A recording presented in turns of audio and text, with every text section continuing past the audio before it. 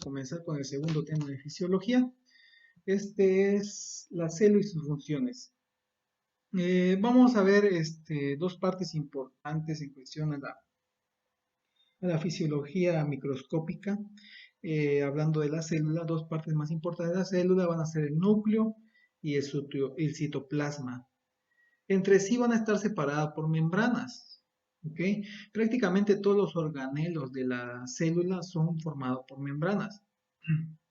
El citoplasma está separado de los líquidos circundantes por una membrana celular o membrana plasmática, hablando de la membrana que recubre todo el contenido de la célula.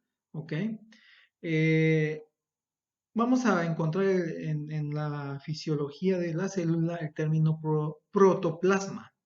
El protoplasma son las diferentes sustancias que componen a la célula. Está compuesta principalmente por agua, electrolitos, proteínas, lípidos e hidratos de carbono. Eso es la definición de protoplasma, sustancia que compone a la célula, de las cuales van a entrar agua, electrolitos, proteínas, lípidos y hidratos de carbono. Y aquí tenemos una visión generalizada de lo que es el núcleo. ¿Ok? El núcleo va a tener polo nuclear, un nucleolo, un punto central en donde se encuentra el material genético, la membrana nuclear. También vamos a encontrar estructuras fuera del núcleo, en el citoplasma propiamente dicho, llamado aparato de Golgi, centriolo y lisosoma. También encontramos estructuras rugosas como el retículo endoplasmático rugoso, liso, que están formados también por membrana y tienen algunas enzimas, las cuales van a servir para el metabolismo de las sustancias en las cuales se alimenta la célula o para secretar sustancias fuera de ella. Vamos a encontrar la mitocondria, que es la fuente importante de energía, en la cual se va a procesar y va a generar ATP, que es prácticamente el combustible de la célula, el cual es formado tanto por los carbohidratos, degradación del carbohidrato, degradación de los lípidos, degradación de las proteínas. ¿Ok? Una parte importante de la formación de la célula es el compuesto. Son compuestos químicos, los cuales son los más relevantes, el agua, que prácticamente consta del 80-85% de la conformación de esta. Muchos de los componentes químicos de la célula están disueltos en agua y estos están en suspensión como micropartículas sólidas.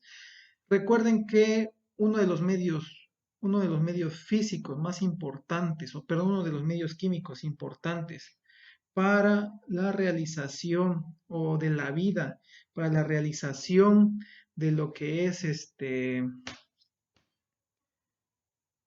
el metabolismo dentro de la célula, va a ser el agua. Es un medio de conducción muy importante a nivel químico también. Eh, Hablando de los elementos, otros elementos que se van a encontrar disueltos en el citoplasma en la propia agua, son los productos químicos inorgánicos de las reacciones que van a ser muy importantes en reacciones celulares, comenzando desde el potasio, magnesio, fósforo, sulfato, bicarbonato y pequeñas cantidades de sodio, cloro y calcio. Recuerden que estamos hablando de líquido intracelular. ¿Ok? Aparte de la composición en cantidad del líquido extracelular. Proteínas. Después del agua, las proteínas constan o están conformando la otra gran parte de la célula. Son la segunda sustancia más abundante y que va a constituir del 10 al 20% de la masa celular.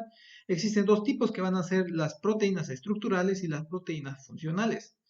Las proteínas estructurales están dentro de la célula en forma de filamentos. Al ser estructurales quiere decir que su función va a ser darle forma o consistencia a la célula para que no colapse su estructura. Estos son polímeros de muchas moléculas proteicas individuales. Están formando microtúbulos que proporcionan el citoesqueleto y el órgano celulares. ¿Okay? Las proteínas funcionales, donde se van a encontrar, son principalmente enzimas de la célula. A menudo son móviles dentro del líquido celular. Son las que van a llevar a cabo los procesos metabólicos. La enzima va a acelerar un proceso que podría llevar años, pero al estar presente acelera los procesos metabólicos, haciéndolo mucho más rápido, potenciando prácticamente la rapidez de que se lleva a cabo. Los lípidos. Tiene una probabilidad de ser solubles en disolventes grasos. Los más importantes son los fosfolípidos y el colesterol, que juntos van a prácticamente conformar el 2% de la masa total de la célula. Forma la barrera de membrana celular y la membrana intracelular, que separa los distintos tipos de componentes celulares y los forman haciendo compartimentos. Y aquí nos damos cuenta un ejemplo de membrana. Aquí vamos a encontrar moléculas de colesterol, la cola hidrofóbica del fosfolípido y la cola hidrofílica del fosfolípido. Al hablar de hidrofóbica, quiere decir que no se puede juntar con el agua, no se disuelve, mientras que la hidrofílica totalmente es, este, es afín al agua, ¿no? Hidratos de carbono, tiene una escasa presencia, es muy importante en cuestión a la obtención de energía, pero en cuestión de estructura son muy escasos dentro de la célula. Tiene un papel importante en la nutrición, supone el 1% de la masa total, que puede aumentar al 3% en las células musculares y hasta un 6% en hepatocitos. Si nos damos cuenta, en los tipos de células que se va a encontrar más hidratos de carbono, va a ser las que tienen mayor demanda energética. Por ejemplo, los músculos y el hepatocito, recuerden que es prácticamente la fábrica o la porción química del cuerpo en donde se lleva la mayoría de los procesos metabólicos del hombre, ¿ok? Entonces, al llevar muchos procesos requiere mayor energía, es por eso que se van a encontrar mayor en las células hepáticas. Los hidratos de carbono se encuentran en forma de glucosa, disuelta en el líquido extracelular circundante, ¿ok? Se disuelve y se encuentra en glucosa, mientras que en el interior de la célula vamos a encontrar en forma de glucógeno. Las estructuras físicas de las células contienen estructuras físicas muy bien organizadas a través de membranas, como ya lo vimos. La naturaleza física de cada órgano es tan importante como los componentes químicos para la función de la célula. Las estructuras membranosas de las células, prácticamente todos los organelos van a estar formados por células, hasta las vesículas en que se van a encontrar para secretar sustancias de algunos tipos de células están formados por partes de membranas. La mayoría de los orgánulos de las células están cubiertos por membranas compuestas principalmente por lípidos y proteínas. Esos son los dos elementos importantes de la membrana celular.